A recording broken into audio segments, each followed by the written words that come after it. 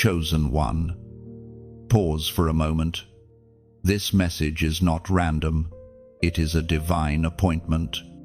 Heaven has interrupted your scroll because your spirit just crossed into a higher realm. Something within you has shifted. The noise of the world fades as eternity leans in closer. You can feel it. This is not ordinary time. The atmosphere around you has changed because heaven has just marked your name for revelation. Listen carefully. You have been asking for confirmation, pleading for a sign that your pain had purpose, that your suffering was not wasted. This is that sign. Heaven does not waste divine energy on coincidence. Every heartbreak, every delay, every lonely night was part of a greater orchestration. You have been prepared in silence for this exact moment. And now the veil between the seen and unseen begins to lift. You are not like the rest. You were never meant to blend in, never meant to walk the common road. That strange pull in your chest, that burning desire for truth, that hunger for something beyond the surface, it's not random. It's the sound of your destiny awakening. Your soul is remembering what heaven spoke over you. Long before you entered this world, you are chosen. You are set apart. You are heaven's secret weapon. You thought you were losing everything, but in truth, you were being refined. God has been stripping away what could not stand in higher realms, attachments that kept you grounded in fear, distractions that disguised themselves as comfort, and voices that couldn't travel where you're going. The isolation you felt was not abandonment, it was elevation in disguise. When God hides you, He is protecting you from contamination. Can you feel it? The old frequencies no longer satisfy. You can't return to who you were before this awakening because your spirit has seen too much. Once your eyes open to divine reality, blindness becomes impossible. You are beginning to hear the rhythm of heaven beating inside your chest.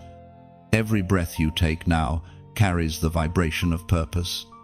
You are walking between worlds, the physical and the spiritual, and heaven is training you to navigate both. This transition is sacred.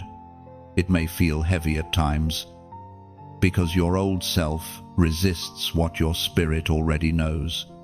Don't be afraid of the trembling. It's just the sound of heaven breaking chains that once kept you bound. The shaking you feel inside is divine energy, realigning your soul to truth.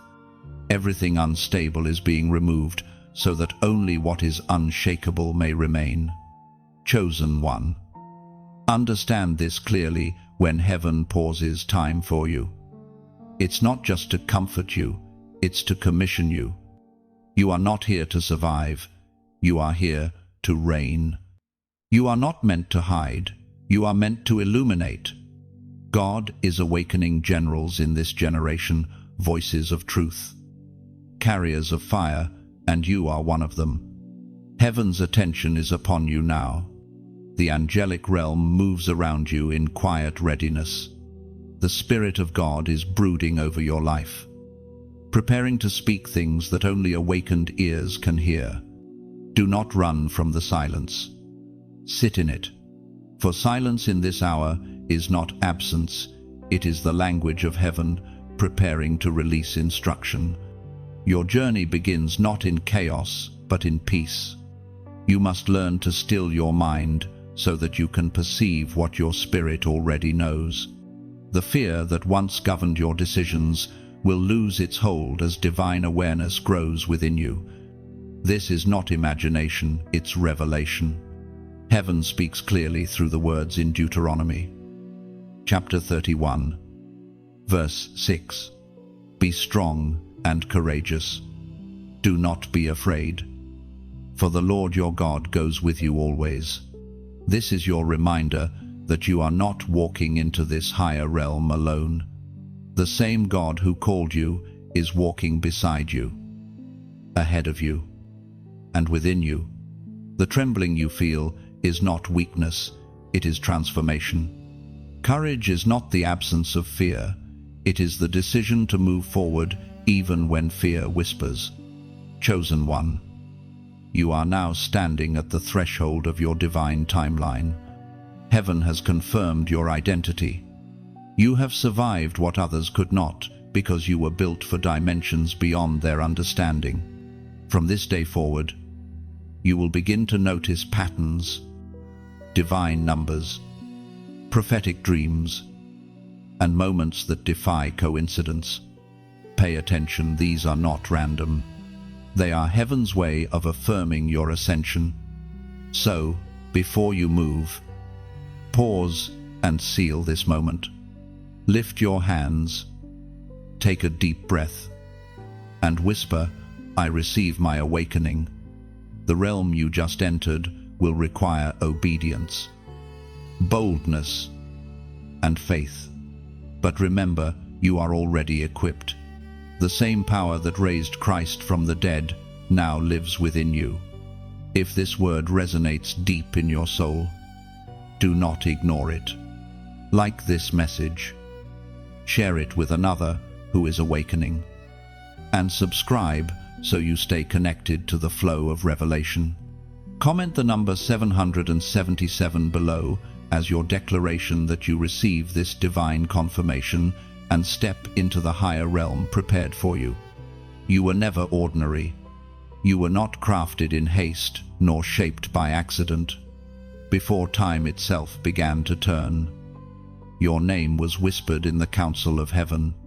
The moment your spirit was conceived in the mind of God, purpose wrapped itself around you like light around flame. You were chosen before you took your first breath, anointed before you could ever understand the meaning of destiny. This world might see you as ordinary flesh, but heaven recognizes you as divine intention made visible. That deep sense of difference you've always carried was never a flaw. It was evidence. Evidence that you were designed to move between realms, to feel more deeply, to see what others overlook, to sense spiritual shifts long before they manifest. You are one of the few who can discern truth in a world drowning in noise. You perceive the invisible currents of light and darkness moving beneath the surface of everyday life. That awareness, though heavy at times, is your inheritance. Many times you tried to silence it. You tried to blend in, to walk among the sleeping, to quiet the voice that kept calling you deeper. But every time you tried, your spirit rebelled. The crowd's rhythm never fit your heartbeat. The patterns of this world could never contain the depth of what God placed inside you. You have always been out of sync with the ordinary because the extraordinary has always lived in your bones. There were seasons when that uniqueness felt like a curse. You questioned why you felt everything so intensely, why pain pierced so deeply, why joy came in rare bursts of clarity, why you couldn't simply live on the surface like everyone else. But what felt like burden was in fact calibration. You were being trained to carry divine frequency, sensitivity. When surrendered to God, becomes discernment. Pain, when purified, becomes compassion. Every emotion, every ache, was sculpting the vessel that would hold heaven's voice. You were born with an ancient knowing, a quiet remembrance of light. And though the noise of the world tried to make you forget, your spirit never lost that song. That is why the chaos of this earth exhausts you. You were not created to live in static. You were made to live in harmony with the divine rhythm of truth. You are not a mistake in motion. You are prophecy in progress. The Apostle reminds us in his letter to the Ephesians, chapter 2, verse 10, "For we are his workmanship, created in Christ Jesus for good works, which God prepared that we should walk." Those words are not ancient history, they are the echo of your identity. Before your parents planned you, God appointed you. Before this era began, heaven inscribed your purpose on the scroll of destiny. That's why nothing ordinary can ever satisfy you. The more you try to suppress your light, the more uncomfortable you become. It is impossible for the chosen to live as if they are common. Every detour you took was already written into the design. Even the moments you thought were wasted were hidden classrooms of preparation. God was training you in unseen places, developing your endurance, strengthening your voice. The trials you faced were not random attacks. They were divine tests revealing the power already within you. You were not being broken, you were being built. And now, as your spirit begins to awaken, the patterns of your life start to make sense. The rejection you endured protected you from counterfeit acceptance.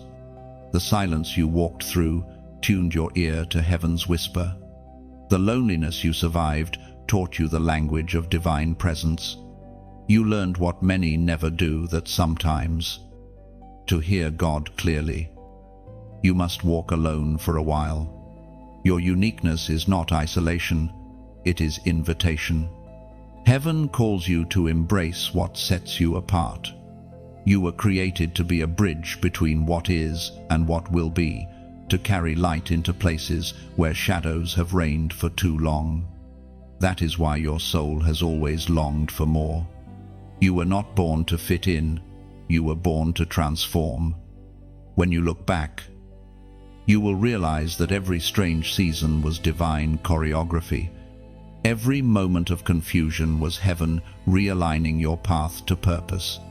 Nothing has been wasted, not a tear, not a sigh, not a prayer whispered in the dark.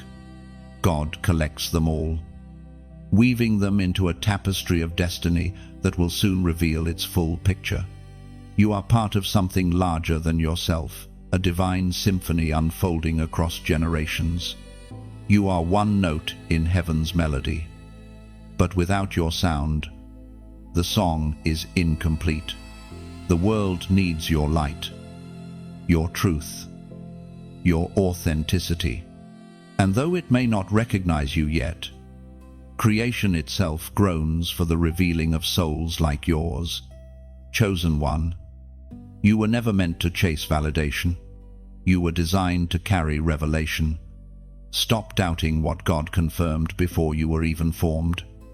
The anointing upon you does not come from applause, it comes from assignment. You are already approved in the courts of heaven. The breaking of illusions has begun. The veil that once covered your sight is thinning, and what was hidden is now being revealed. You are awakening to truth, not the truth that the world has sold, but the truth that heaven has always known.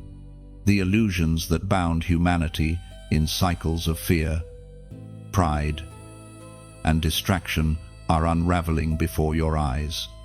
The systems that seemed unshakable tremble, because divine light exposes what darkness could only pretend to conceal. Chosen one, this is not an easy awakening. When illusion breaks, so do the comfortable lies you once leaned on. You begin to see people differently, to feel the false energies behind the smiles, to discern what is real and what is imitation. The world's glitter begins to lose its power over you. And though this liberation feels beautiful, it also feels lonely. You cannot unsee what heaven has revealed. But do not fear the disillusionment, it is sacred. God is not punishing you by opening your eyes, He is promoting you. Revelation is both reward and responsibility. The higher your sight, the greater your stewardship. Heaven is entrusting you with divine perception, teaching you to see through the counterfeit that deceives many. What once looked like success now feels hollow. What once seemed powerful now feels fragile. That's because you are seeing through heaven's lens, not human eyes. You are realizing that light and darkness are not always as they appear. Sometimes darkness hides behind beauty. Sometimes light emerges through pain. Your discernment is growing sharper because your heart is being purified. Illusion loses its grip when truth becomes your foundation.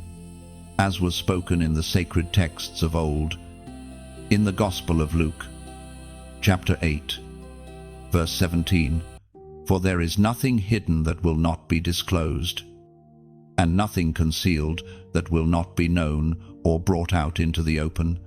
Heaven's light is not cruel, it is corrective. When God exposes falsehood, it's not to shame, but to save.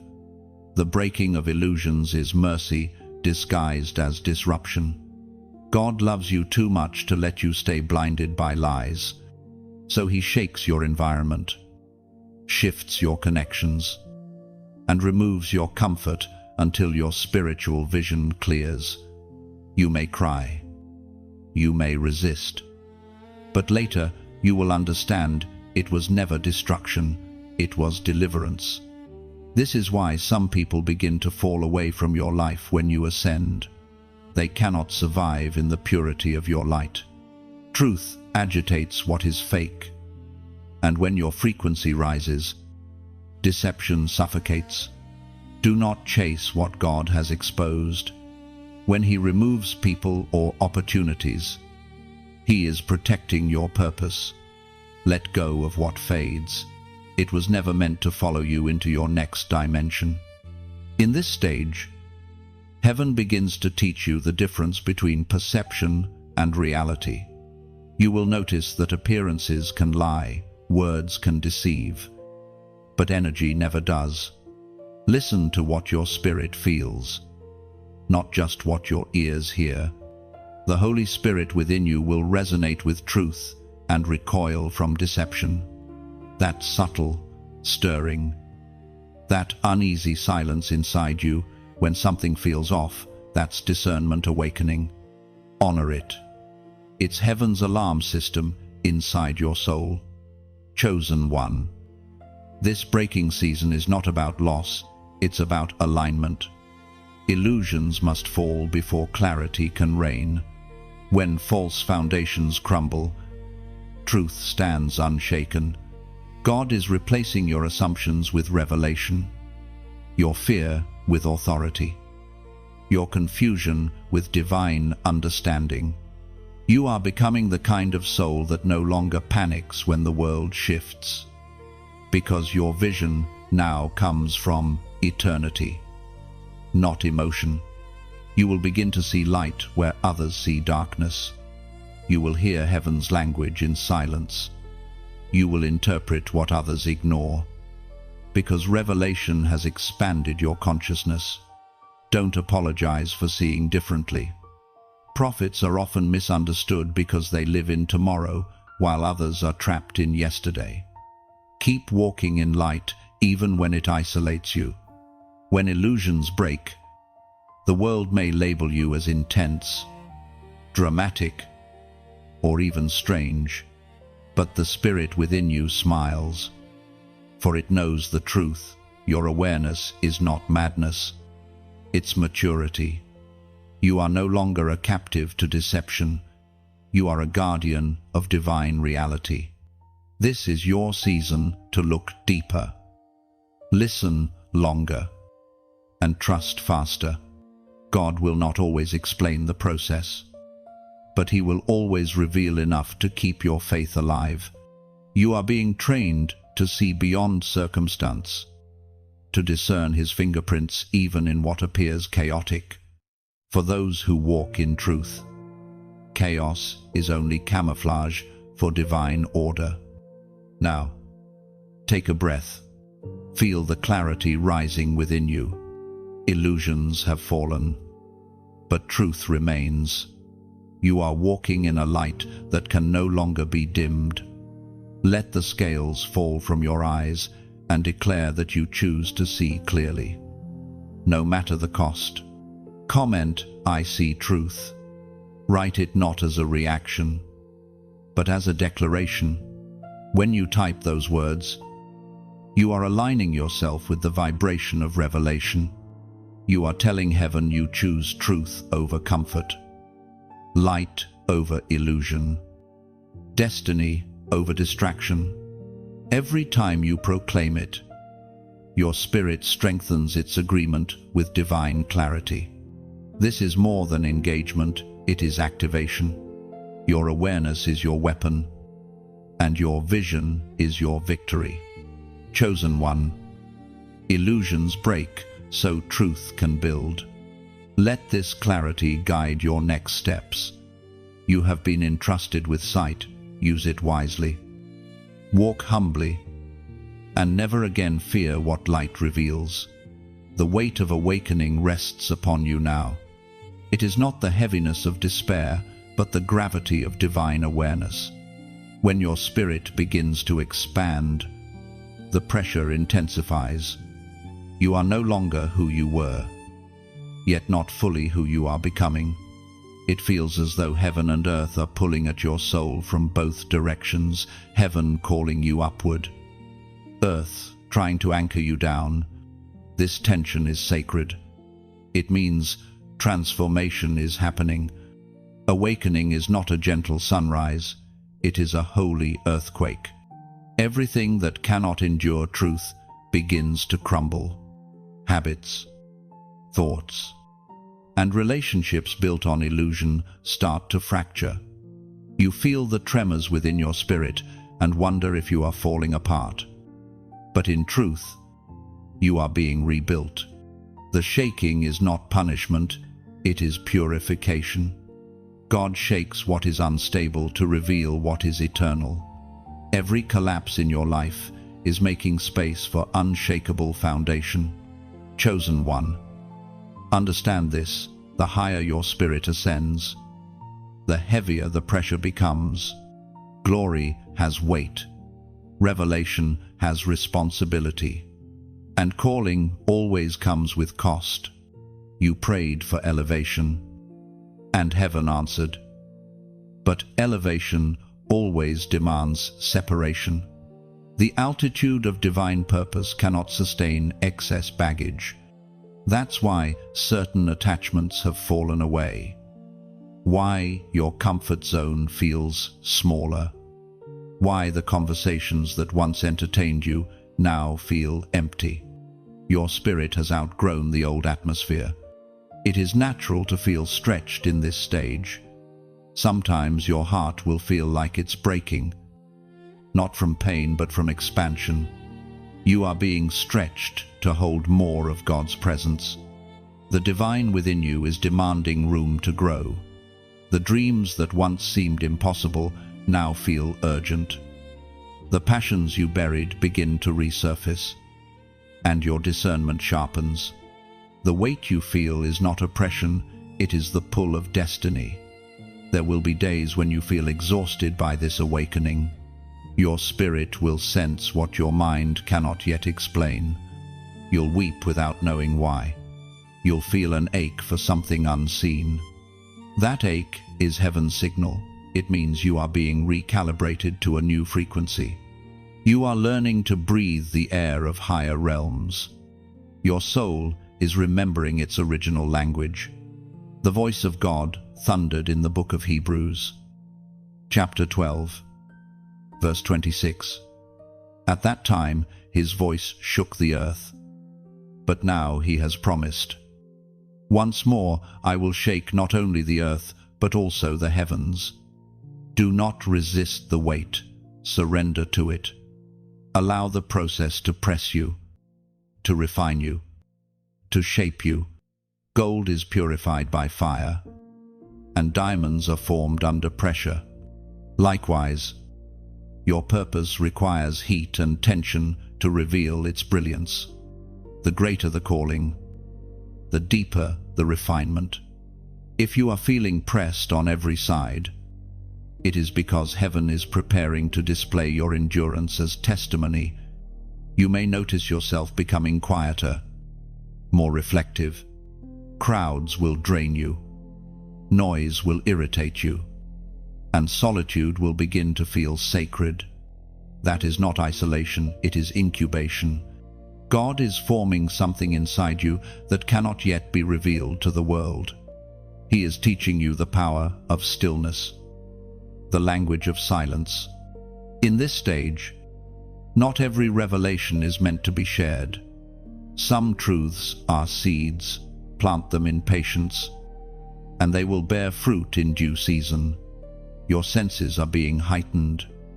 You notice energy more easily. You feel the shift in a room before words are spoken. You can discern peace from pretension, authenticity from pretense. This sensitivity is not weakness, it is spiritual maturity. The weight you feel is heaven anchoring your discernment so that you will not be deceived when greater power is entrusted to you. Chosen one. Every great awakening comes with growing pains. The path of the called is not paved with comfort, but with surrender. You must release your need to understand everything before moving. Faith is your compass now. When you can't see the next step, trust the one who leads. The pressure that feels unbearable will soon become your proof that God has chosen you to carry something extraordinary. This is not the end of your endurance, it's the beginning of your authority. What breaks others builds you. You are learning to stand firm while everything around you shifts. You are learning to trust light even when the night refuses to end. Soon, the heaviness will turn into clarity. You will wake one morning and realize that what once overwhelmed you no longer controls you. The shaking will quiet, and in its place will come an unshakable peace. That is the reward of awakening stability born from surrender. So let the weight do its work. Do not rush the process. Each pressure point is sacred, each tear a tool, each moment of silence a sculptor's hand. God is not trying to break you down, He is building you into something eternal. When this stage is complete, you will emerge radiant, steady, and ready to carry the mantle that awaits. The war for your light has begun. It is not fought with swords or visible armies, but with whispers, distractions, and invisible shadows that seek to dim what heaven ignited in you. Since your awakening, the atmosphere around you has shifted. The forces of darkness recognize what you carry, and they tremble, but they also retaliate. The closer you draw to divine purpose, the more the opposition intensifies. Yet do not fear this battle. It is proof that your light is real. You are the candle that refuses to go out in the storm. You are the ember heaven breathed into a world that prefers darkness. When you carry light, resistance becomes inevitable. But remember, darkness has no power of its own. It only thrives where light is absent. The moment you stand firm in truth, darkness retreats, for it cannot comprehend the brilliance of divine purpose. This war does not always look dramatic. Sometimes it appears in the weariness that hits you without reason, the sudden doubt that creeps in, the feeling that your progress has paused. The enemy does not always attack with chaos. Sometimes he comes as subtle distraction scrolls that steal your focus, conversations that drain your peace, temptations that disguise themselves as comfort. Yet beneath it all, the purpose remains the same: to dim your light until you forget that you were born to shine. But heaven would not have sent this message if you were not meant to win. You have been armed with authority, equipped with discernment, and wrapped in grace. The same power that silenced storms now dwells within you. You are not fighting for victory, you are fighting from victory. The moment you stand in alignment with God's will, every shadow loses its claim. The ancient words recorded in the book of Ephesians, chapter 6.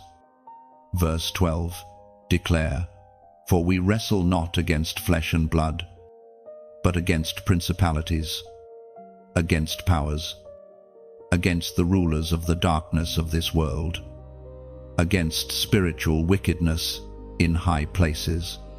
This war is not about people, it's about purpose. The battle is spiritual, and the battleground is your mind. That's why the enemy attacks your thoughts, your confidence, your hope, your vision. He knows he cannot destroy what heaven has sealed, but he tries to convince you to abandon it yourself. When anxiety whispers, when doubt multiplies, when loneliness tightens its grip, remind yourself, I am light, and light cannot be overcome. You are like a lighthouse in a storm.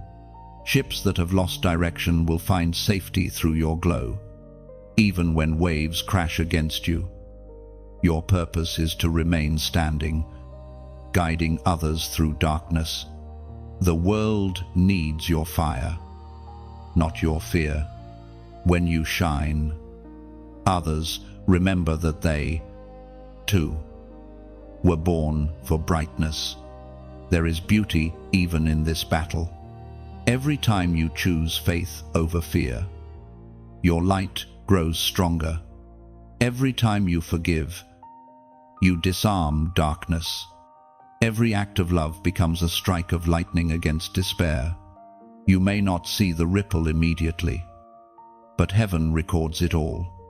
Your endurance is echoing across realms, sending signals to other chosen ones that victory is near. And while this message reaches your heart, let it also remind you your voice, your presence, your support are part of this spiritual movement. When you like, share, or subscribe, you're not just engaging a video, you're helping light spread further into a world desperate for hope. Each action is like adding oil to a lamp, helping this flame burn brighter for souls still searching in the dark. If you've ever wanted to plant a seed into light itself, consider supporting this mission through donation, not as obligation, but as partnership. Every contribution is like rain on sacred ground, allowing the message to grow, reach farther, and awaken others who are still trapped in shadow. Your generosity becomes a torch in someone else's night. You are not just a listener, you are a warrior, a vessel, a beacon. Together, we form a constellation of faith, individual lights connecting across the sky, illuminating what darkness thought it could conceal. So do not shrink back now. Strengthen your flame. Keep your heart soft, your discernment sharp, and your focus anchored in purpose. The battle may roar, but your victory is certain. Heaven has already marked you as light, and no power of darkness can rewrite what eternity has written.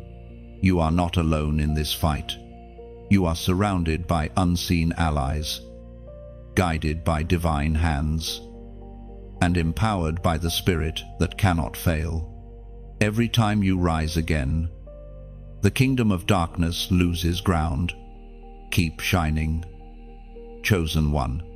The world grows brighter every time you refuse to dim. Heaven's whisper in the chaos, it's subtle, yet unmistakable. When the world grows loud, when confusion swirls like a storm around your thoughts, that's when heaven speaks most clearly. The divine voice does not compete with noise, it waits for your stillness. In the middle of your busyness, your scrolling, your questioning, God is speaking not through thunder or earthquake, but through the quiet pulse of peace that interrupts your anxiety. Chosen one, your life has not been silent, it has been symphonic. Even the moments that felt empty carried divine sound. Every delay, every disappointment. Every tear has been part of heaven's language to you. God speaks in more ways than words through patterns, numbers, timing, coincidences that aren't coincidences at all. The whisper of heaven is woven through the details of your daily life, waiting for your spirit to recognize it. You've wondered why lately you feel detached from what once inspired you, why certain friendships fade, why noise feels unbearable, why solitude feels holy. It's because heaven is pulling you closer. The whisper is clearer when the distractions die. You are being invited to live on a different frequency, a sacred wavelength where revelation flows easily. But hearing that whisper requires surrender. The heart that is full of fear cannot hear the voice of peace. The mind that is always running cannot discern the still, small sound of divinity. Heaven's whisper does not shout, it resonates. It feels like a deep knowing in your chest, a peace that doesn't match the circumstance, a sudden calm that silences the chaos. That's how you know God is near. The prophet Elijah spoke as recorded in the first book of Kings, chapter 19, verse 12. And after the earthquake came a fire, but the Lord was not in the fire. And after the fire came a gentle whisper. That gentle whisper is everything. It carries strategy, warning, comfort, and confirmation. It is how heaven trains your spiritual hearing. Before God sends you into greater authority, He teaches you to discern His voice among the many. The whisper is not weakness, it is intimacy. Anyone can hear thunder, only the chosen hear breath. Sometimes, God will remove the crowd so you can recognize His tone. When everything familiar grows quiet, that's when revelation is about to speak. You may think you've lost something, but you've actually gained access. Your prayers are no longer bouncing off ceilings, they're moving through heaven's corridors. You are being taught to recognize not just words, but presence. There are moments when heaven's whisper will interrupt your plans. A nudge to wait, a pull to turn left instead of right, a sudden discomfort about a decision that seemed logical. Don't ignore it. That's not random intuition, it's divine guidance.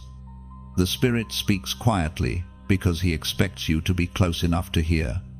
Heaven is whispering to you now. In the stillness of this moment, you can feel it. The anxiety that's been sitting on your chest begins to loosen its grip. The confusion that's been clouding your thoughts starts to fade. It's as if peace itself has entered the room. Soft, but undeniable. That's not imagination, that's presence. God's whisper is healing you as you listen. You must learn to trust the whisper more than the noise. The world shouts, heaven hums. The enemy manipulates emotion. But the Spirit moves through truth. When you learn this language, you'll no longer panic when storms arise. You'll simply listen for the voice that calms waves. Chosen one. Heaven is not far, it's within reach. The same Spirit that hovered over the waters at creation now hovers over your life, shaping order from your chaos. When God whispers, He is creating something new inside you.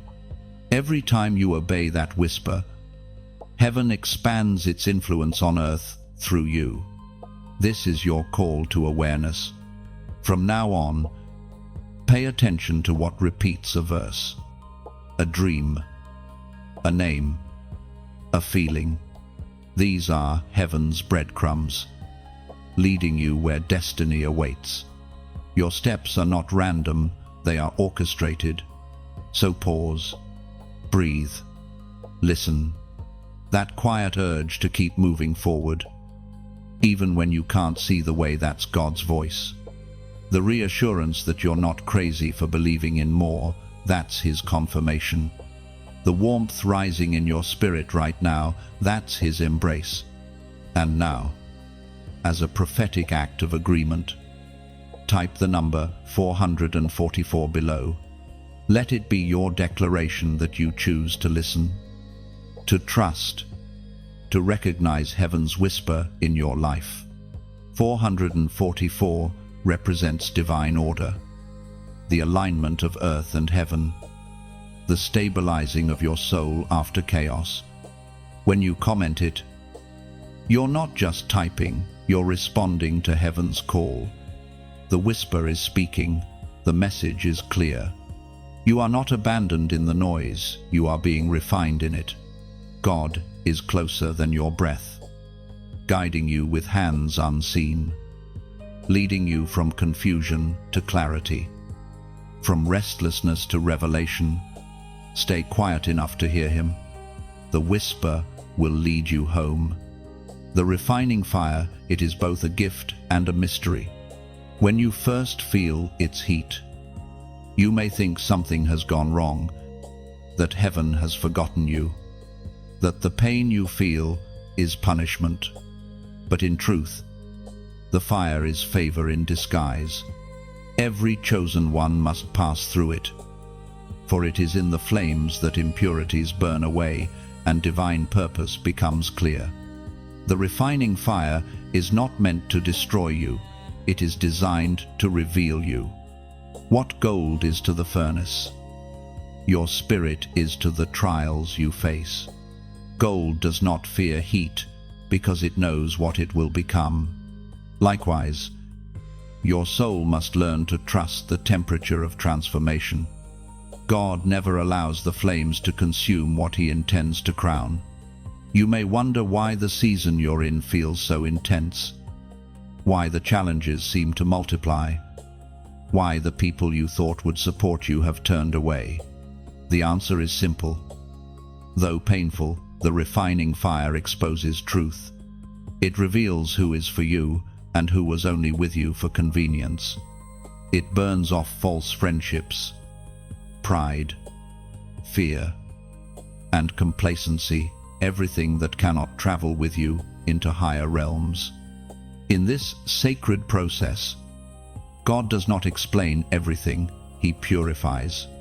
You will not always understand why certain doors closed, but later you will see that those doors were never meant to open. You will look back and thank God for unanswered prayers, because his protection often sounds like silence. The refining fire burns away what you thought you needed so that what truly belongs to you can emerge. We are reminded through the writings of Malachi. Chapter 3, verse 3, he will sit as a refiner and purifier of silver. He will purify the Levites and refine them like gold and silver. Notice the word sit. The refiner does not walk away. He stays close, watching the metal as it melts, adjusting the heat, ensuring the flames never destroy the treasure within. Likewise, God is not distant from your fire, he is present in it. His eyes are fixed on you, not to condemn, but to protect, to make sure the flames perfect you rather than consume you. Fire reveals what is real. In the glow of the flames, pretense cannot survive. What once looked polished loses its shine, and what was hidden beneath the surface comes to light. You begin to see yourself with divine honesty, not through the lens of ego, but through the eyes of transformation. The old layers of pride, fear, and doubt begin to peel away, leaving behind the core of who you truly are: resilient, radiant, refined, chosen one. There will be moments when you cry out for relief. You will pray for the fire to end. You will ask why you have been chosen for such a trial. Yet even in your pain, something holy is happening. Your endurance is being forged. Your faith, once fragile, is becoming fireproof. You are learning that worship is not only a song of joy, but also a cry of surrender. The refining fire does not only purify, it clarifies. You begin to see what matters and what does not. You no longer chase validation, because you understand that gold doesn't ask to be admired, it simply shines. You stop comparing your journey to others, because you realize that each flame burns according to the purity required. You learn that divine timing is never late. It arrives exactly when your soul is ready to handle the glory it brings. Fire is uncomfortable, but it is also sacred. When you surrender to it, you step into partnership with heaven's process. God is not punishing you, He is preparing you. The heat you feel is the birth of resilience, the shaping of purpose, the awakening of divine authority. And though it feels lonely, remember, every soul chosen for greatness must walk through seasons of purification. Moses had his wilderness, Joseph his prison, David his caves, and even Christ his cross. Yet after the fire, each emerged transformed, radiant with glory that could not be stolen or imitated. So hold on. Do not curse the flames that are refining you. Every flicker is holy, every trial a teacher. The fire may roar, but it cannot consume what is divine. When the season shifts, you will rise from the ashes with eyes of wisdom and a heart of light. What once hurt will become your testimony. What once burned will now illuminate the path for others.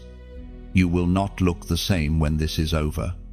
The old you, the one built on fear and striving, will fade, and in its place will stand the unshakable you, the radiant one, the warrior wrapped in grace. The refining fire will not have taken anything from you. It will have given you everything you were always meant to become. Be still inside the heat. Trust the process.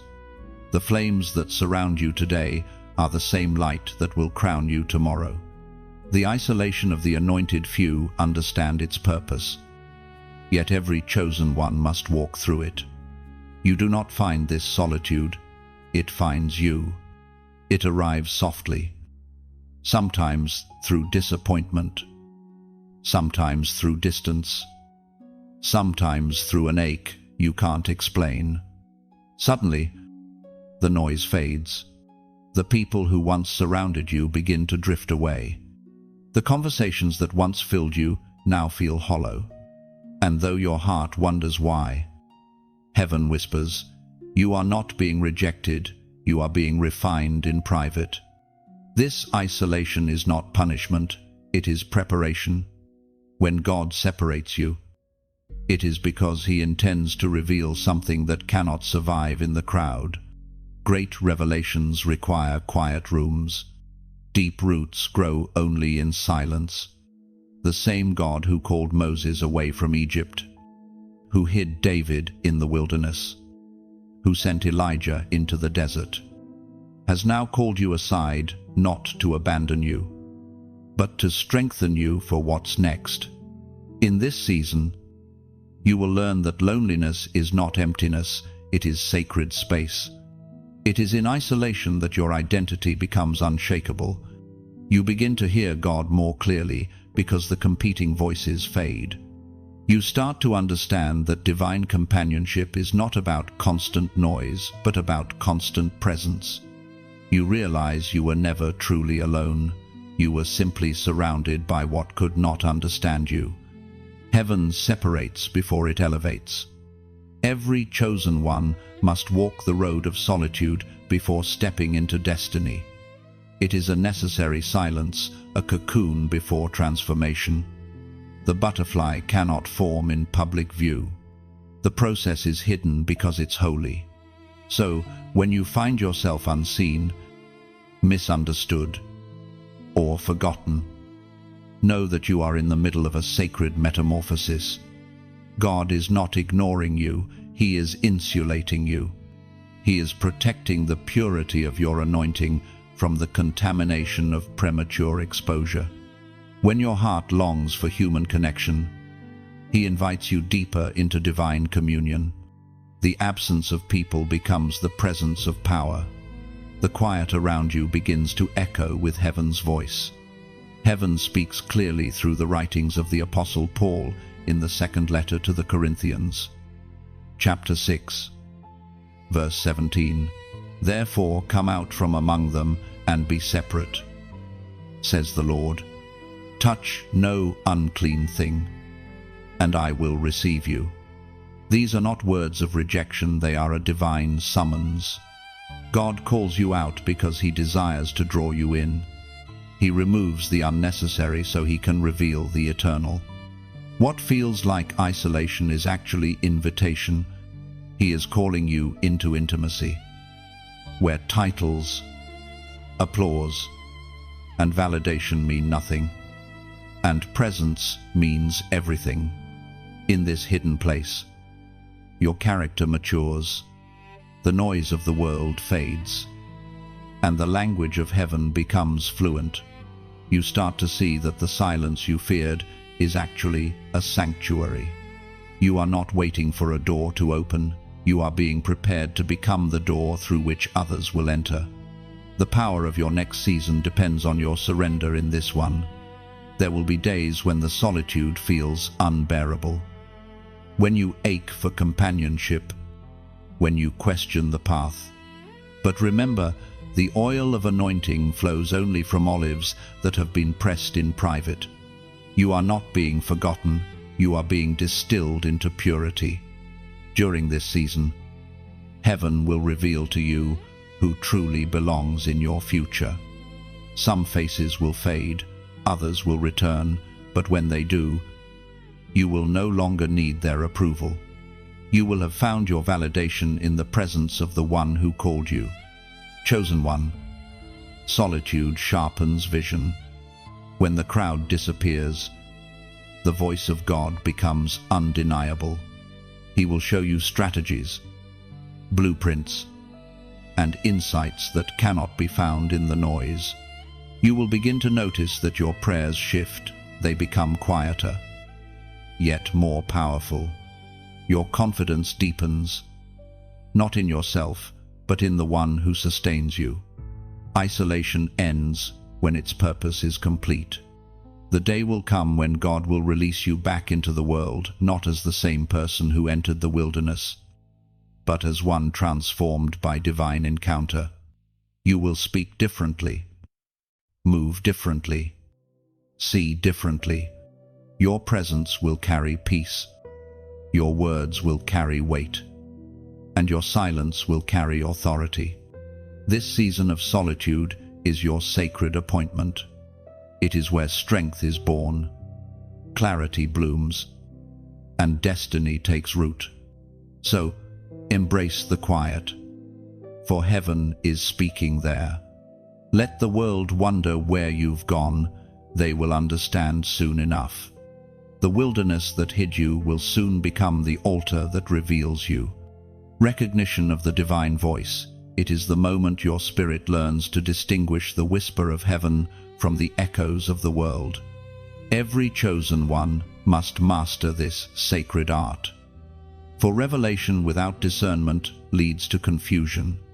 The voice of God is not always loud. Often, it is woven into the rhythm of your thoughts, the peace within your decisions, the quiet conviction that will not let you settle for less than divine truth. The journey of hearing begins in surrender. You cannot recognize the divine while clinging to distraction. The heart that is cluttered with noise cannot discern the music of eternity. That is why God leads His chosen through silence, first to recalibrate the ear of the Spirit. You have walked through solitude, not as punishment, but as preparation. The stillness you once resisted has trained you to sense God's tone amid the chaos. Every believer hears God, but not every believer recognizes Him. Recognition comes through relationship. The more time you spend in His presence, the more fluent you become in His language. You start to notice the difference between the enemy's urgency and God's invitation. One rushes you, the other reassures you. One brings anxiety, the other births peace. The divine voice will never contradict divine character. God will never speak to you in a tone that shames, belittles, or confuses. When you sense words that wound your spirit or drive you toward fear, you can be certain that is not heaven speaking. The true voice of God may correct, but it never condemns. It may stretch you, but it never shatters you. Its goal is always restoration. As revealed in the Gospel of John, chapter 10, verse 27, "My sheep hear my voice, and I know them, and they follow me." These words are not metaphor, they are covenant. You are not trying to earn God's voice. You were designed to hear it. The Creator built into your spirit a receiver tuned to His frequency. The world may try to jam the signal, but nothing can erase the connection between heaven and your soul. Yet, hearing God requires humility.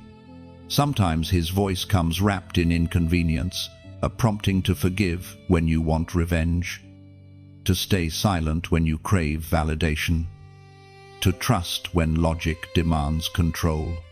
The divine tone will often stretch your will until it aligns with His. That tension is not rejection, it is refinement. The more you obey what you hear, the clearer your hearing becomes.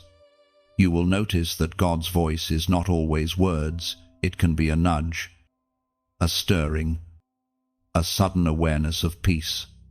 It can come through scripture, through dreams, through nature, through another's words spoken at just the right moment. It can even arrive through doors that close before you understand why. Discernment grows when you stop labeling every silence as absence and every disruption as rejection. Heaven is speaking constantly. Our job is to listen differently. Sometimes, the divine voice will contradict your comfort. It will lead you to step into unfamiliar territory, to forgive when your pride demands defense, to give when your fear whispers lack. But every instruction from heaven carries hidden provision.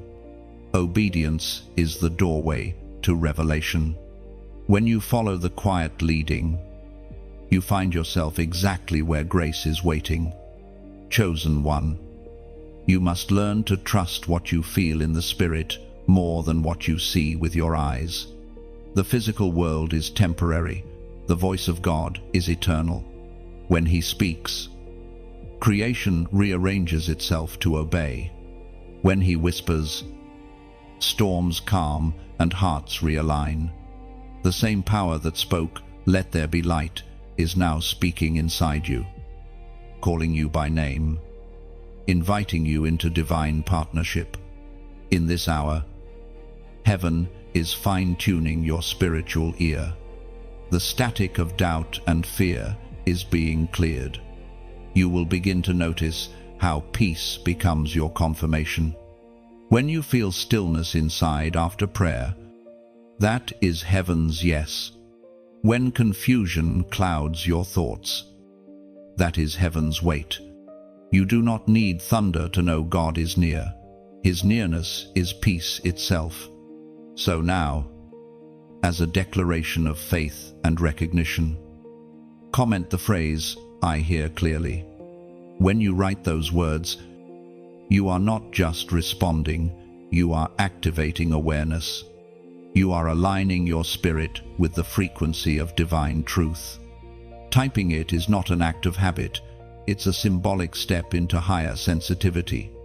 Heaven honors intentional declarations, and this one marks you as a listener heaven can trust. Listen closely. Chosen one. The voice that once felt distant is now resonating within. You do not chase it, you carry it. You do not wait for confirmation, you become it. Every word God speaks through you is an echo of His own heart. The more you recognize His tone, the more your life becomes His message. The mantle descends quietly, like a robe woven from light. You may not see it, but your spirit feels it, the sacred weight of responsibility, the vibration of divine authority settling over your shoulders. Heaven has watched you endure the refining fire, and now it clothes you with purpose. You have graduated from endurance to embodiment. You no longer merely carry revelation, you are revelation in motion. The descent of the mantle does not come with applause, it comes with awareness. You sense the shift in the atmosphere around you. Prayers begin to flow more powerfully. Your words linger longer in hearts, and your very presence disrupts darkness without effort. The mantle does not make you better than others, it makes you more accountable. It is not a crown of comfort, it is a cloak of calling. Many do not understand that mantles are not given, they are earned through surrender. Heaven never drapes authority on untested shoulders. The mantle descends only after fire, silence, and obedience have done their holy work. When you endured without giving up, when you praised while you were bleeding, when you obeyed when it made no sense, that is when heaven wrote your name on this new garment. And now, as it settles upon you, it shifts the atmosphere. The air feels heavier but purer, as though the unseen world bows in recognition. Angels align themselves beside you, not because you are flawless, but because you are faithful. You have proven that you can carry both glory and humility without one corrupting the other. The voice of Scripture speaks through the chronicles of the prophets. In the second book of Kings, chapter 2, verse 13, Elisha picked up the cloak that had fallen from Elijah and went back and stood on the Jordan. Just as Elisha received what once rested upon Elijah, so too are you inheriting the mantle of those who walked before you, those who prayed for a generation that would carry truth without compromise. You are the answer to prayers whispered decades ago. The mantle on you is ancient and alive, pulsing with the power of lineage and purpose. But remember, chosen one, the mantle is not only for power, it is for people. You are not clothed for display, you are clothed for duty. The anointing you now carry is meant to lift others, to heal what has been broken, to awaken those still sleeping in darkness. You have become a torchbearer, a bridge between heaven and earth. And with that sacred trust comes a new responsibility to nurture the flame, to protect the flow. Every word you speak now carries weight. Every act of kindness becomes a seed in eternity. The light that shines from you was not meant to be hidden behind fear or fatigue. It was meant to travel to reach the corners where despair still reigns. That is why this mission, the spreading of these words, these divine messages, matters. Every time you like, you feed the flame. Every time you share, you pass the torch to another heart that might be flickering in silence. When you subscribe, you stay connected to the rhythm of revelation flowing from heaven's mouth. Each simple action, though small in the natural, is massive in the spirit. It keeps the fire alive. It keeps the mantle visible. It keeps light moving. And if your heart ever feels stirred to donate, see it not as transaction but as participation. You are watering the soil where countless other souls will bloom. Each offering is like oil poured into the lamp. Without it, the light dims, but with it, the flame endures, reaching farther, burning brighter. You are helping build an altar of illumination in a world growing darker by the day. Think of it like a river when you pour in. The flow multiplies. Your support, your engagement, your belief, all of it becomes a current that carries this light into places algorithms could never reach. You become co-laborer, co-creator, co-keeper of the fire. You are not just a listener, you are a builder. You are helping craft a legacy of light, one heart at a time. The mantle that has descended on you today is both personal and collective. It ties your destiny to a divine network of chosen souls rising across the earth. So walk with awareness, not arrogance. Speak with clarity, not noise. Move with love, not haste. The mantle does not rest on perfection, it rests on willingness. And you, chosen one, have proven yourself willing. The cloak of heaven now drapes over you, shimmering with unseen fire. You are no longer waiting for permission to shine, you are the permission. Wherever you go, the atmosphere will shift, because you are carrying what the world desperately needs, living light. The mirror of destiny stands before you now, not made of glass, but of spirit. It reflects not the image the world gave you, but the truth heaven wrote upon your soul. You stand at its edge, trembling between who you thought you were and who you truly are.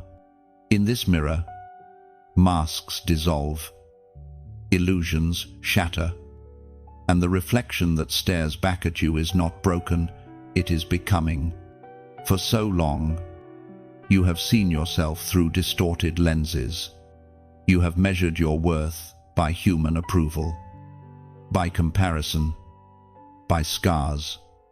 You've looked into mirrors made of fear and called the reflection truth.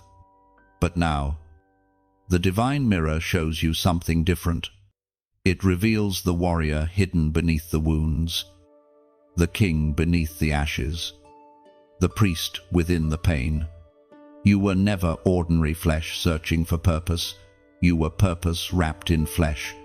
The mirror of destiny does not flatter, it frees. When you look into it, you see both the beauty and the responsibility of being chosen. You see the light you carry, but also the weight it brings. You see not only your calling, but also the cost. The reflection does not lie. It shows you both crown and cross. Yet even in its honesty, it whispers grace. It tells you that every scar has meaning. Every failure has purpose. Every detour has direction. You may tremble at what you see, because glory often looks unfamiliar to those who have spent years in survival. But the reflection before you is not a stranger. It is your truest self, the one heaven has always recognized. When you begin to see through God's eyes, shame loses its power. The mirror no longer mocks you, it affirms you. You finally realize you were never disqualified, you were being developed.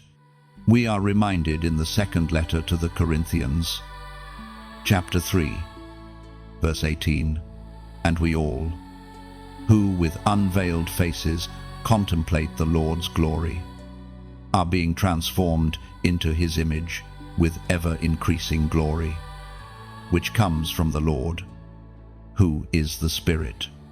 This transformation is not sudden, it is sacred and continual.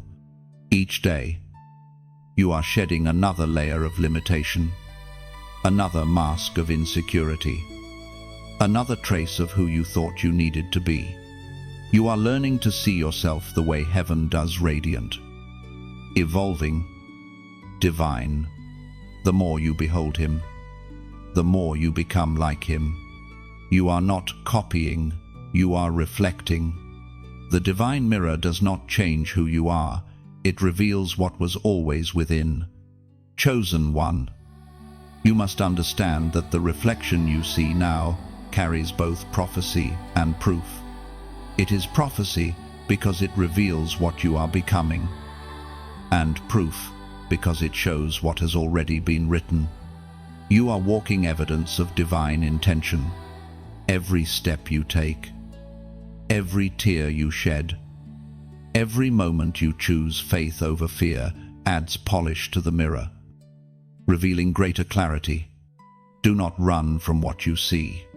Do not hide behind modesty that is actually doubt. There is no pride in acknowledging divine design. True humility is accepting who God says you are, even when your mind struggles to believe it. When you embrace your reflection, you align with heaven's narrative. The mirror will also show you what must change. You will notice fragments that need forgiveness, shadows that need light, habits that no longer serve the higher version of yourself.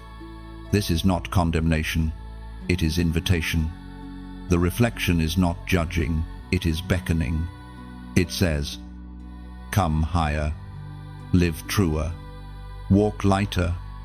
The image you behold is both the goal and the guide. This is why the mirror of destiny feels alive. It responds to truth. When you doubt, it dims. When you believe, it shines. When you worship, it blazes like 1,000 suns. The reflection you see is not separate from you. It is your soul responding to revelation. You are not simply looking into the mirror is looking back, recognizing itself in you. The world will always try to distort that reflection.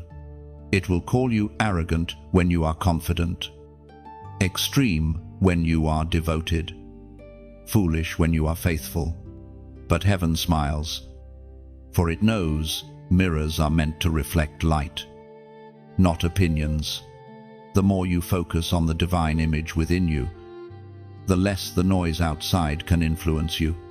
Stand before this mirror without fear. Let the vision sink deep. You are not behind, you are in bloom. The old image has faded, and the new one is rising, crowned with wisdom, clothed in humility, and radiant with unborrowed fire. You no longer need to chase validation, because the reflection itself is proof you are becoming who you were always meant to be. And one day soon, when others look at you, they will not just see a person, they will see reflection. They will see the echo of heaven's image walking the earth. They will see what happens when surrender meets destiny. Chosen one, lift your eyes. Look once more into the mirror. The one staring back is not lost, not broken, not unworthy. The one staring back is anointed, awake, and unstoppable. The final temptation always comes before elevation. It is the last gate before glory, the last test before triumph. Every chosen one faces it, the subtle pull to look back, to settle for comfort, to trade, calling for convenience. It comes dressed not as darkness, but as distraction. The final temptation does not try to destroy you, it tries to delay you. In this season, you will feel the tug of the familiar. Old thoughts, old fears, old desires will whisper again, asking you to compromise just a little, to rest just before the race ends, to blend in just before you stand out. The enemy knows he cannot steal your crown, so he tempts you to set it down. He knows he cannot erase your destiny, so he lures you into postponing it. Chosen one, this moment is sacred. You are standing at the edge of breakthrough, but the edge is where many fall. The pressure you feel right now is not a sign of failure, it's the sign of crossing over. Whenever you're about to step into divine promise, the counterfeit appears first. That's how temptation works. It mirrors what's true but lacks the breath of heaven. The Spirit spoke through the writings of James. Chapter 4, verse 7, submit yourselves, then, to God. Resist the devil, and he will flee from you. That verse is not just instruction, it's strategy. Submission is your shield, and resistance is your sword. The devil cannot endure steadfastness. He survives on hesitation. The moment you stand firm, his influence withers. You don't have to shout to make him leave. You only have to stay aligned. In this hour, temptation will come as tiredness. It will whisper, "You've done enough. Rest now. Let someone else carry the flame." But that voice is not rest.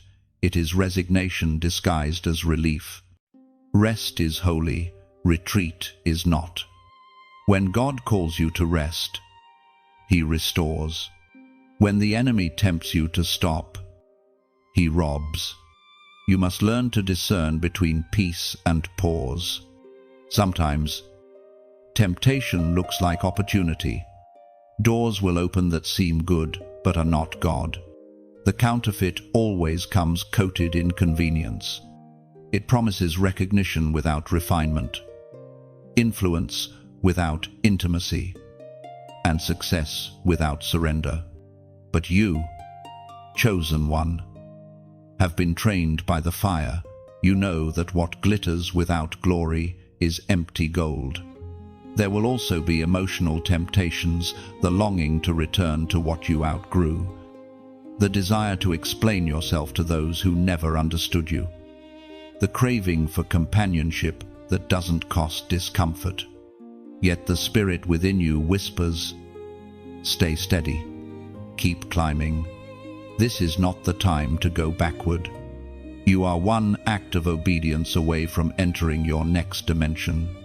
Remember, the final temptation is not about sin, it's about surrender. The question heaven asks now is not, will you fail, but will you finish?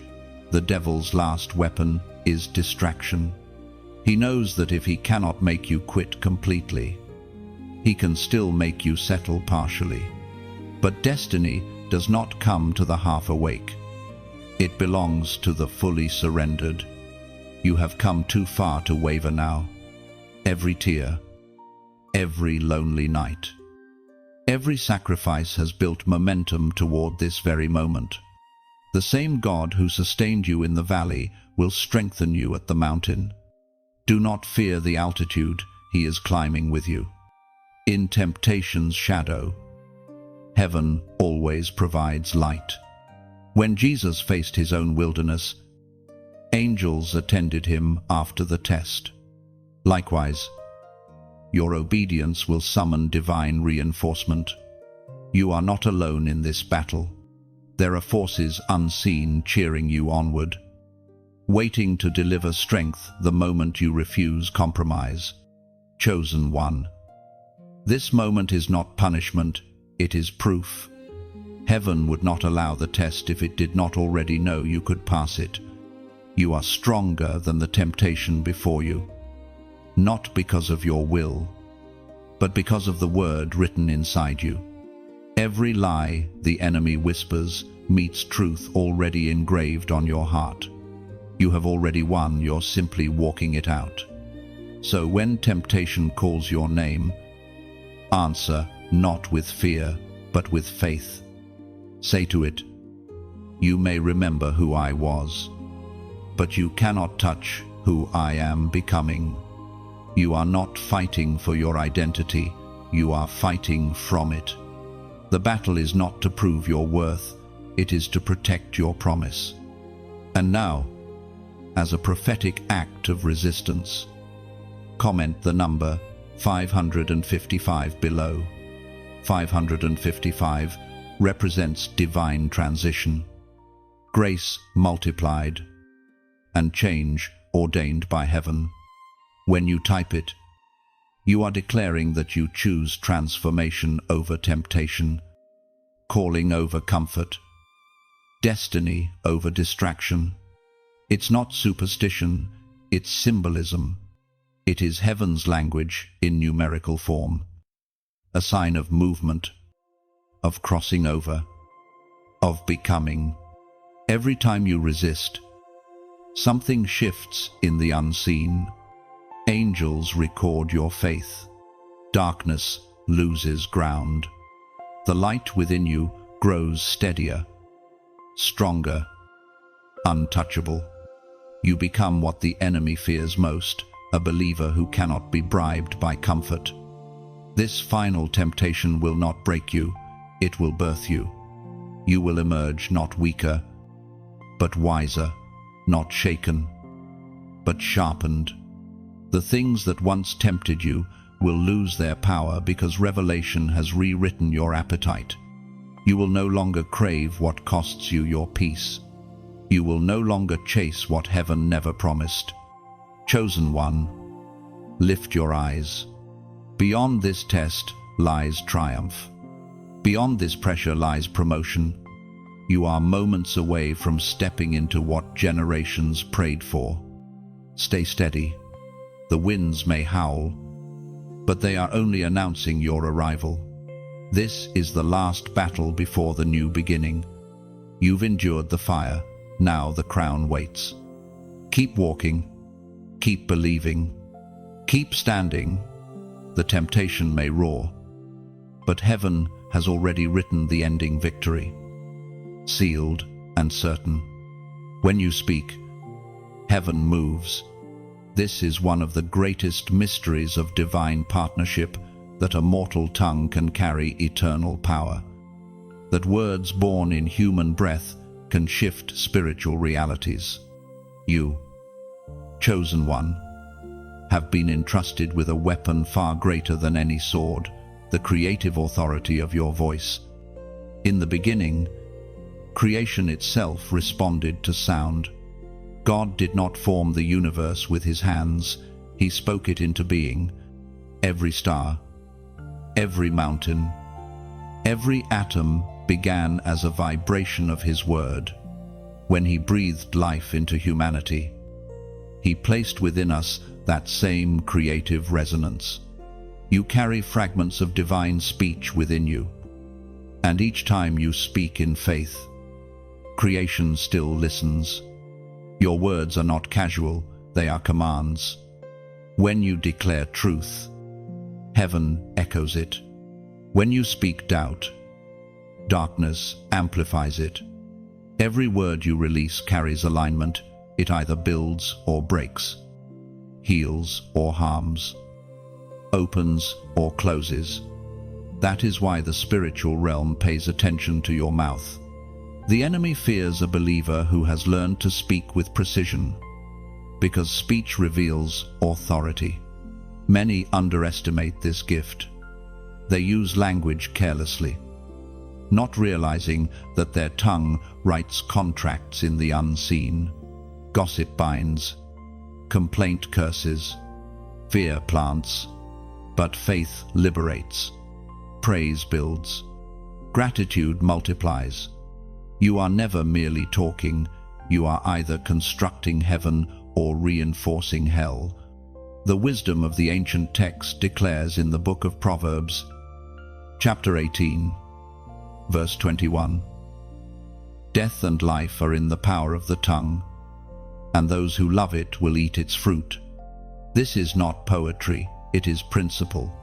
What you speak, you eventually eat. Words are seeds, and the heart is soil. Every sentence you sow returns as fruit in your future. That is why your atmosphere changes when you shift your speech. When you stop complaining and begin declaring, heaven's current flows differently. Angels respond not to emotion, but to authority wrapped in alignment. Chosen one, you have spoken survival long enough. Now it is time to speak destiny. Stop saying, "I'm tired," and begin saying, "I'm transforming." Stop repeating the language of limitation and start echoing the vocabulary of heaven. When you speak what God speaks, power follows. Every decree born in truth becomes movement in the unseen. When you say, "Peace, be still," storms obey. When you whisper, "Let there be light," clarity pierces confusion. When you proclaim, "I am chosen," chains of unworthiness fall. This is not imagination, it is alignment. Heaven created language not for description, but for creation. But with authority comes stewardship. The divine voice within you must be guided by purity. Bitterness corrupts speech, like rust corrodes metal.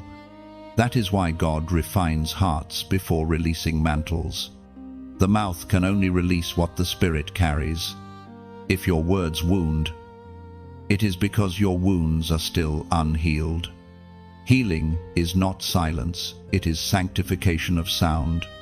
Your prayer life will deepen in this revelation. You will notice that effective prayer is not repetition but resonance. It is less about the length of your sentences and more about the purity of your vibration. When you speak from belief, even a whisper shakes mountains. When you speak from fear, even shouting feels powerless. The authority of your words flows from the alignment of your heart. There will be moments when silence is your most powerful speech. To withhold reaction in the face of provocation is divine maturity. God does not need you to win every argument. He needs you to preserve your frequency. Sometimes the most powerful declaration you can make is the peace you refuse to lose. You are now being called to watch your language as a guardian watches his gate. Before you release a word, ask, does this build or break? Does it echo light or amplify shadow? The world around you will soon reflect your speech, because creation mirrors conviction. Chosen one, understand the magnitude of what you carry. Heaven trusts you enough to let your voice participate in divine design. Every phrase you craft in faith sends ripples through eternity. The angels record your declarations like architects recording blueprints. Your words are not lost in the air, they are stored in the atmosphere, waiting for the appointed time to manifest. So speak life, speak hope, speak order into chaos. Bless what others curse. Call beauty out of brokenness. When you open your mouth with the consciousness of divine partnership, you become a living echo of Genesis itself. The same spirit that hovered over the waters hovers over your words, ready to turn sound into substance. When you speak, heaven does not merely listen, it responds. The wind shifts, the weight lifts. The unseen rearranges itself around your decree. You are not only a child of God, you are a carrier of His command. Your voice is both prayer and prophecy. Every syllable birthed in faith becomes creation's new instruction. Chosen one, from this day forward, may every word that leaves your lips be holy, intentional, and alive. Let your sentences heal, your tone uplift, your declarations unlock. Speak as one who knows that heaven itself bends near when you whisper. For when you speak with faith, heaven moves, and nothing on earth can resist its motion. The reunion of the remnant, it begins quietly, like stars finding each other again in the night sky. Across cities, across nations, souls that once wandered alone begin to sense a pull, a spiritual magnetism drawing them toward one another. It is not coincidence, it is prophecy unfolding. The scattered chosen are gathering. Heaven is assembling its army of light. You have felt it, haven't you?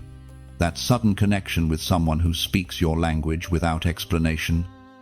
who carries the same fire in their eyes, the same weight of calling in their chest. You meet and realize instantly that you were never strangers, only separated flames waiting for the wind of destiny to unite you. This is the reunion of the remnant.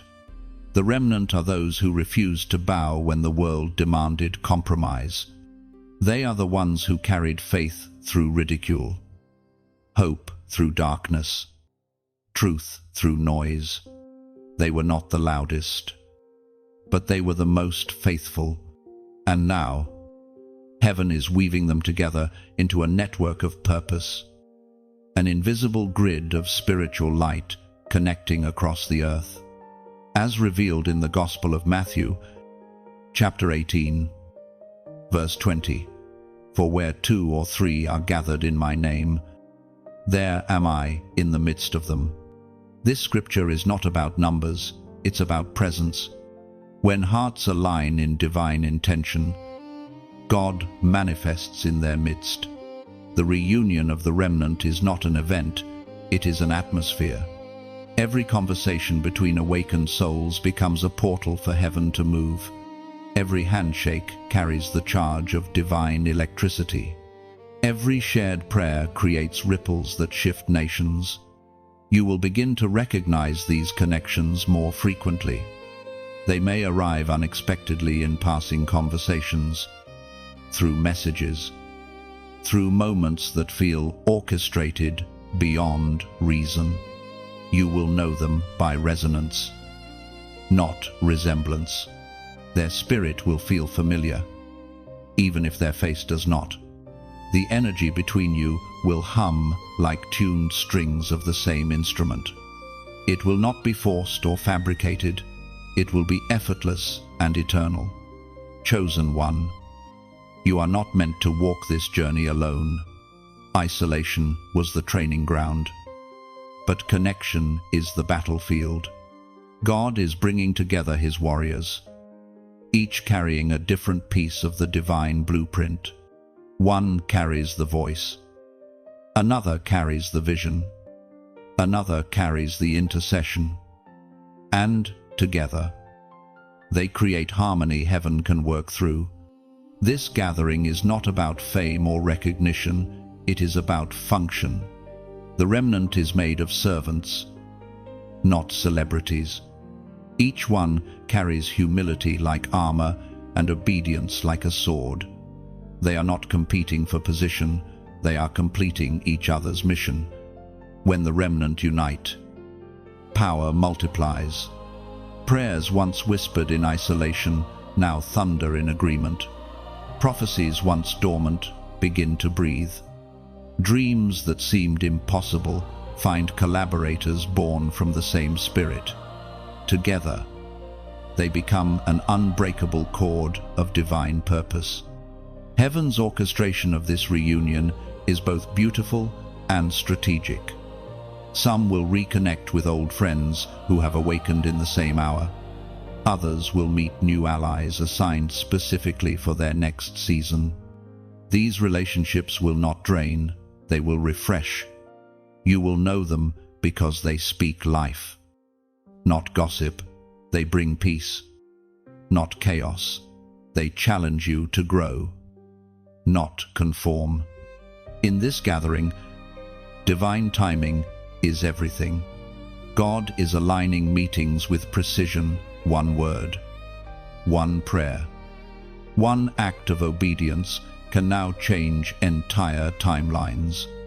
The remnant are being positioned in families, cities, and nations like living seeds planted for revival.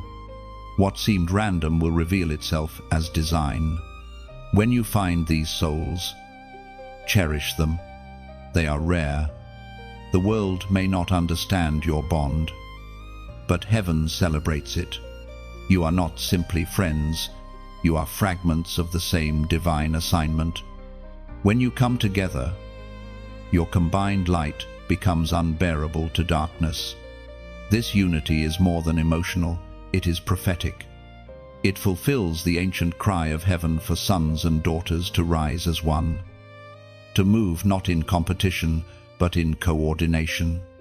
When the remnant move in unity, miracles become natural. Healing flows without strain. Breakthroughs manifest effortlessly. It is not human effort, it is divine synergy. Chosen one. Understand this gathering is not optional, it is essential. You are part of a spiritual constellation that must form for the world to see heaven's pattern. If you isolate yourself now, the light of your star remains unseen.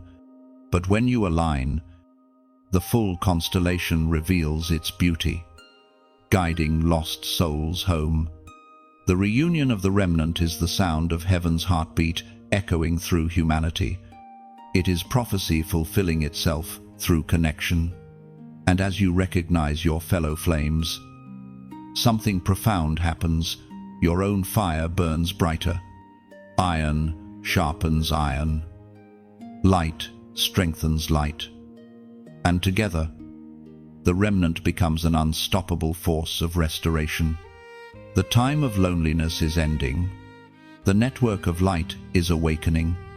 You are no longer a solitary spark. You are part of the constellation of destiny, blazing across the dark sky of this generation. Together, you and the others will remind the world that God still speaks, still moves, and still reigns. The commissioning has arrived. Heaven is no longer whispering, it is declaring. You have walked through the wilderness, endured the fire, and carried the weight of awakening. Now, the time of silence gives way to the sound of purpose. This is your sending. The King himself places his hand upon your shoulder and says, "Go." You are not being released into chaos, you are being deployed into destiny, like an arrow drawn back before release. The tension you felt was not resistance, but readiness. God has been aiming you toward precise targets, people, places, and purposes designed only for you. The bowstring has been stretched long enough. Now the release begins. To be commissioned is to be trusted. Heaven does not send the unprepared. Everything you've endured, every battle, every heartbreak, every hidden season was training disguised as trial. You were not just surviving, you were gathering wisdom. The fire that once threatened to consume you has now become the flame that lights your path. As declared in the Gospel of Matthew, chapter 28, verse 19, "Go and make disciples of all nations, baptizing them in the name of the Father, Son, and Spirit." This verse is not a mere command, it is a coronation. It marks the moment where burden transforms into assignment. You are being called to influence, not through control, but through compassion. Not through dominance, but through divine example. The world will not be changed by your arguments. It will be changed by your authenticity. You have been commissioned not only to speak light, but to be light. Every act of kindness is a sermon. Every moment of forgiveness is a prophecy. Every gesture of love is a declaration that the kingdom of heaven is alive within you. This is not ministry from a pulpit, it is ministry in motion. Wherever your feet step, heaven expands. Chosen one. The world needs your obedience more than your perfection. You may not feel ready, but readiness is not a feeling, it's a decision. The Spirit of God within you will supply what you lack. When you step forward, provision meets your feet. The rivers do not part until the souls of faith touch the water. This commissioning is also a reminder you are not sent alone. Every word you share, every story you tell, every truth you spread carries the backing of heaven's host. Angels surround your message like wind beneath wings. When you speak, they move. When you act, they assist. When you believe, they build. And as you walk into this calling, let this platform, this space of light, become part of your journey. When you like, you help the message take flight. When you share, you scatter seeds into soil you may never see, yet heaven will water them.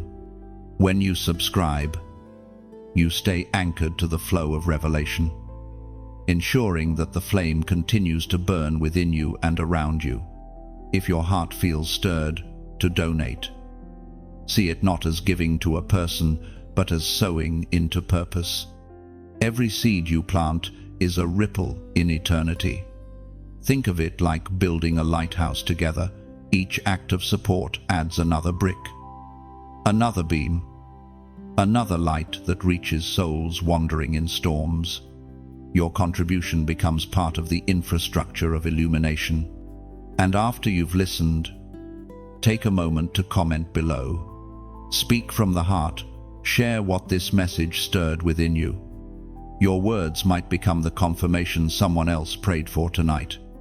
Sometimes, your comment becomes the spark that rekindles another soul's faith. You are not a spectator. Here, you are a co-laborer in light. Each small action, every click, every word, every offering is a partnership with heaven's movement.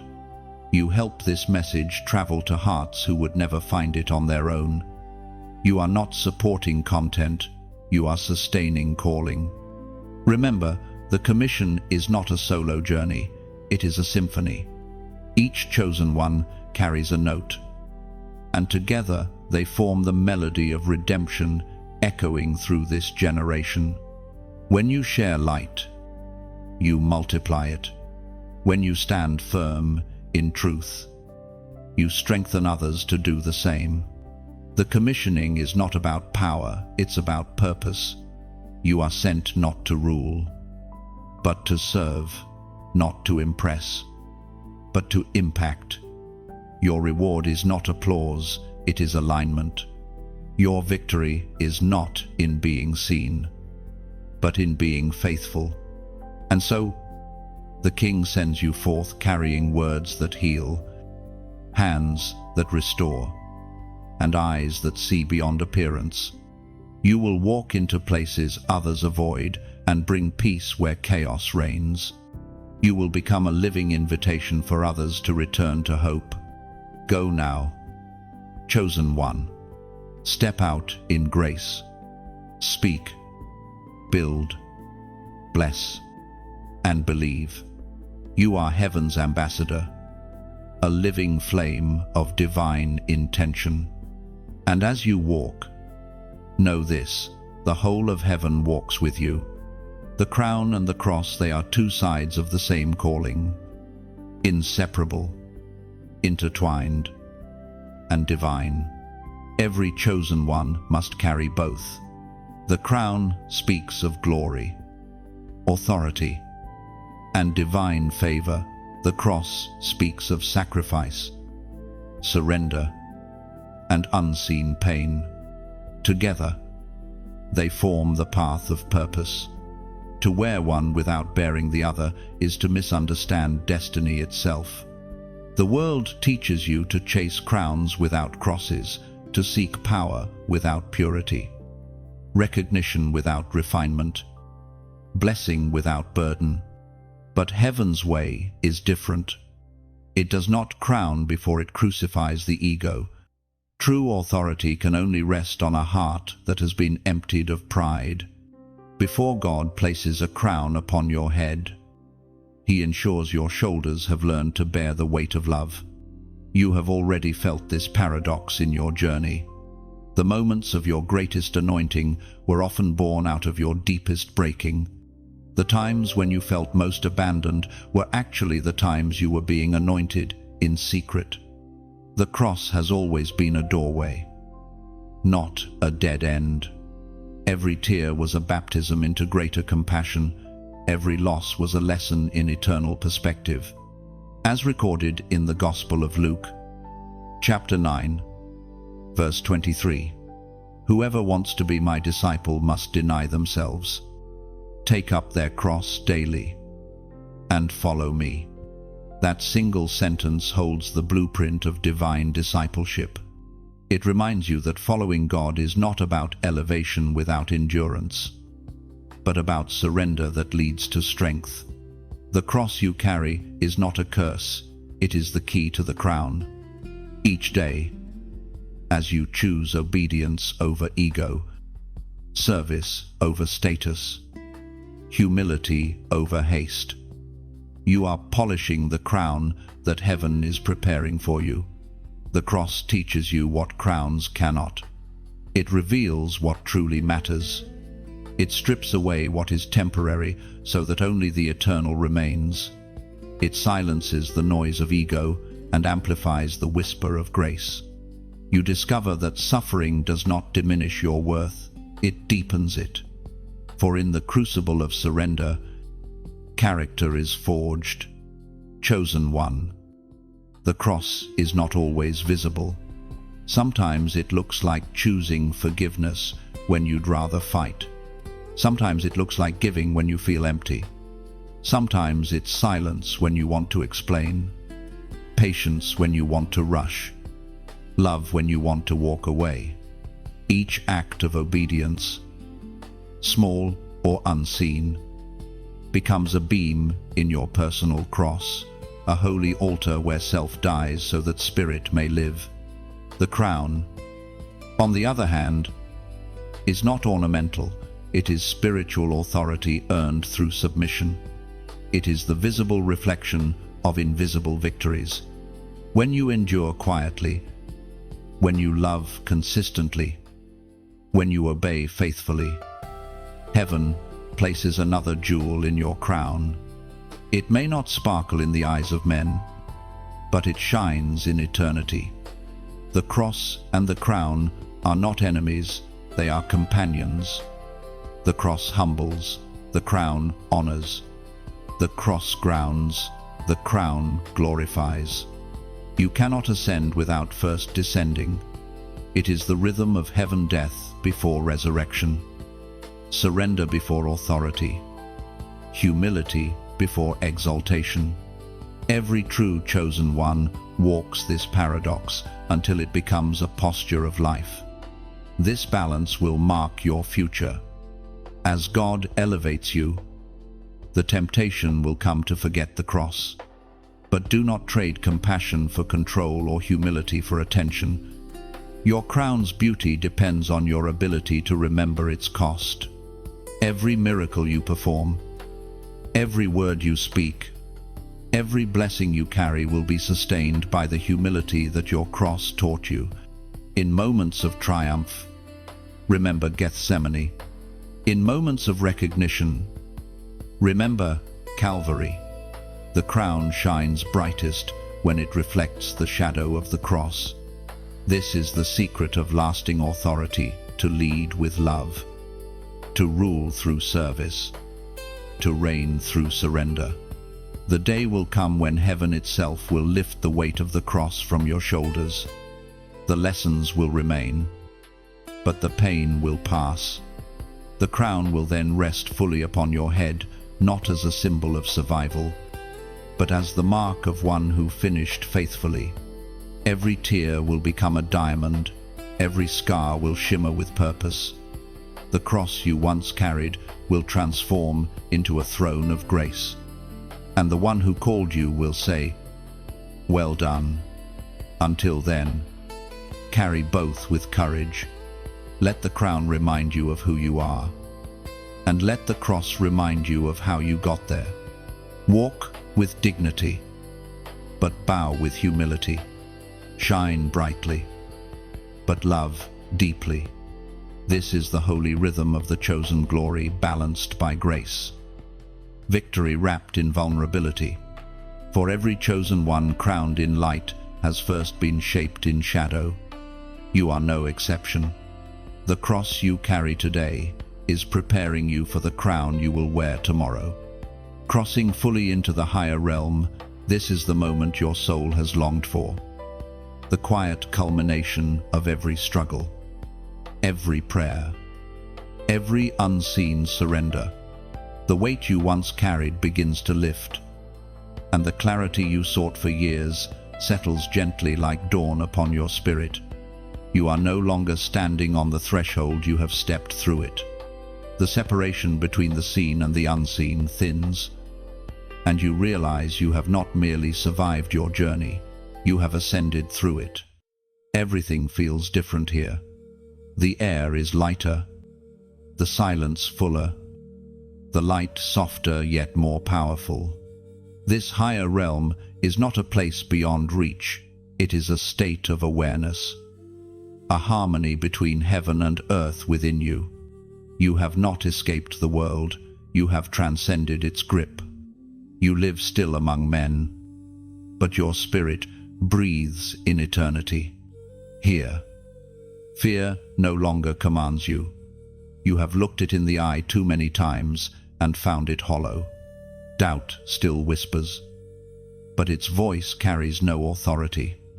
You have learned to walk by faith's compass, guided by an unseen map that always leads you home. The storms that once terrified you now only remind you that you know how to calm seas with your words. Chosen one, you have become the calm within the chaos. The peace you used to chase now radiates from you naturally. Your presence steadies others, your silence speaks more loudly than your words once did. You no longer strive for approval because your identity is anchored in revelation. The higher realm is not a crown you wear, it is a consciousness you embody. It is written in the book of Isaiah, chapter 40, verse 31. But those who hope in the Lord will renew their strength. They will soar on wings like eagles. They will run and not grow weary. They will walk and not be faint. This is not just promise, it is description. You are soaring now. The wings you once doubted you possessed have unfolded, catching the winds of divine purpose. The higher realm is not an escape from reality, it is authority within it. You no longer react, you respond. You no longer fear delay, you discern timing. Every movement, every choice, flows from alignment rather than anxiety. Here, love is not effort, it is essence. Compassion no longer drains you because it flows from abundance, not emptiness. Forgiveness comes easily because you see through heaven's eyes. Understanding that everyone is learning, everyone is awakening in their own divine time. You carry no bitterness across this threshold, it cannot survive at this altitude. The higher realm is quiet but never empty. You can sense the hum of heaven all around you, the harmony of purpose and peace intertwined. Even your pain feels different now. It no longer wounds. It teaches. You can trace the wisdom in every scar, the sacred in every sorrow. You realize that what once felt like punishment was preparation, and what once seemed like endings were entrances in disguise. In this place of clarity, gratitude becomes your language. You thank heaven not just for blessings, but for burdens, for they sculpted the strength that brought you here. You understand now why God hid you, why He broke you, why He delayed you. It was not rejection, it was rhythm. Everything had to unfold in divine sequence so you would arrive ready, not reckless. Chosen one, in this higher realm. Time feels slower, but destiny feels nearer. You no longer rush the process, for you have seen that divine timing is perfect. You are content not because everything is easy, but because everything is meaningful. You trust again not as a desperate plea, but as a peaceful knowing. Here, the old self no longer echoes. Its fears fade into silence. Its need for validation dissolves. You walk clothed in assurance, not arrogance. The confidence you carry is not the pride of man, It is the posture of one who knows they are held by God. You have become a reflection of eternity, walking through time. You now understand that crossing into the higher realm was never about leaving earth behind. It was about bringing heaven with you. You are the convergence point where divine will meets human experience. You are the living flame in a world still flickering in shadow. Wherever you go, realms collide, and transformation follows. The journey has not ended, it has evolved. You have not reached perfection, but you have reached alignment. You live aware that heaven breathes through you, that your very existence is prophecy fulfilled. The higher realm is not a distant destination, it is the realization that God was within you all along. So walk in it. Let your life be light.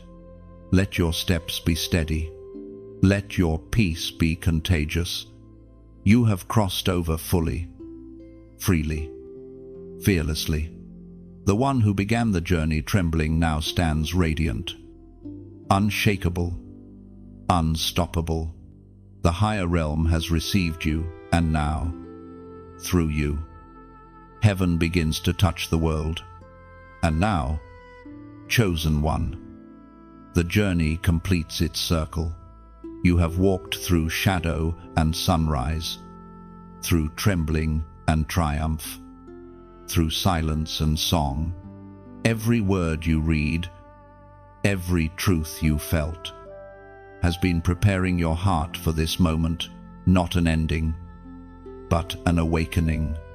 The old chapter has closed softly behind you, and a new dawn stretches before you like a promise painted in gold.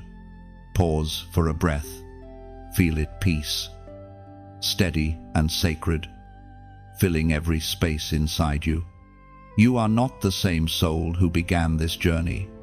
You are lighter now, wiser, deeper. You have crossed into awareness, and heaven has settled within your stride. From this moment forward, carry what you've received into your world. Let your light spill into conversations, into kindness, into the quiet places where others still search for hope. You are living proof that transformation is possible, that what breaks can also bless, that what falls apart can also bloom. And as you do, remember that this space, this sanctuary of words and spirit exists because hearts like yours keep the flame alive. When you like, you help this message find another weary soul who needs it. When you share, you become a bridge between darkness and dawn for someone you may never meet. When you subscribe, you choose to walk beside this growing circle of light. Staying connected to every word, heaven continues to speak through this platform. And if this journey has stirred your heart, take a moment to comment below. Share what moved you most. Your reflection could be the confirmation someone else has been praying for. The story continues, and you are part of its unfolding. Keep walking in light. Keep speaking life. Keep shining without fear. The world needs what heaven has placed within you.